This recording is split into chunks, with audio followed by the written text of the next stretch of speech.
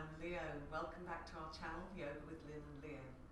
Yes, and today we're going to be practicing Chatush Padasana, very challenging upper body opening.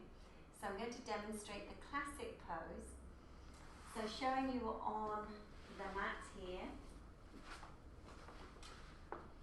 lying down, and then just give yourself a few moments to just ground yourself in this position. Breathe in, soft inhalation and exhalation. A lot of people find this a very challenging action. The best way to approach it is to bring the knees in towards the chest, soften the abdomen, and then hold on to the lower legs. And if you've got a long spine and short arms, then you may need a little help, which we will show you in a second.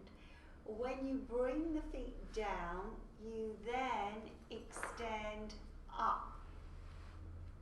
So when you extend up, you may still have the heels slightly lifted, keep the thighs moving in, but lift from those outer hips up in this position. And maintain for a few moments, and then releasing the action down. Okay, so that's the classic pose. There's quite a lot involved with this action, so we're going to show you how to create a little bit more space in this pose. Body proportions do make a bit of difference with this, I have to say. So we've got a belt. What we find in the classes is that, you know, quite often the sacrum's quite tight and it's quite difficult to reach those lower legs. So to do that, then yeah, you can actually use the belt for that action. So taking the belt around. So there's an art to this action. Yeah. So you can see you're taking the belt around and then you're holding the tail of the belt so that you can see here you're making like little loops there with the belts. And this will give you a little bit more space in your back to be able to get that lift up. So when you're ready, a nice inhalation and raise up. That's it. Now just come to a natural pause and work quite quickly with this. Lift a little bit more in those outer hips and move those arms in towards one another. You can see here why this is so good pre-shoulder balance, because you really do get this lovely opening in the shoulders. And go a little bit more, lift with those hips and move those upper arms in towards one another and keep that lift going. So you might find that these thighs do roll out slightly, so you do need to roll them in, roll them in.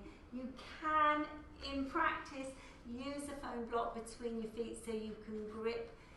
That can be a little bit more challenging, but that's a really nice way to keep those thighs rolling in, to remember to give your body that message. And you can see here that the chest is really nicely opened.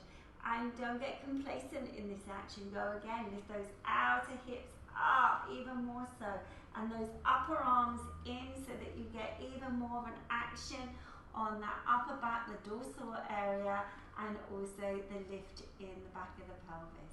And then when you come out of the pose, you just slowly, slowly, slowly, slowly releasing the pelvis down, which is really quite a nice feeling after that. What's very interesting about this pose is that it is one that needs to be practiced on a regular basis for it to feel more comfortable. Some of you may come to it and find that it's quite a difficult one, and perhaps there's a little bit of congestion in your lower back.